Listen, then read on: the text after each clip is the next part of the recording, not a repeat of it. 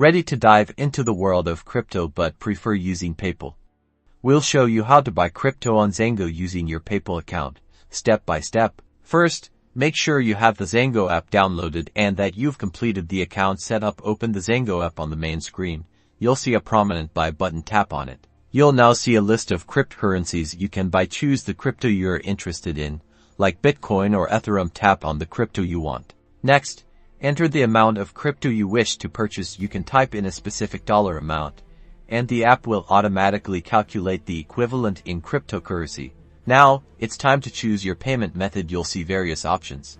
Select PayPal. If this is your first time using PayPal with Zengo, you'll be prompted to link your PayPal account. Follow the on-screen instructions to securely connect your PayPal.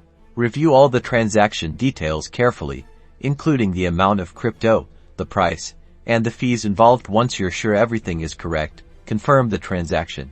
And that's it. Your crypto purchase is now complete. You'll see the purchased cryptocurrency reflected in your Zengo wallet balance. Happy investing.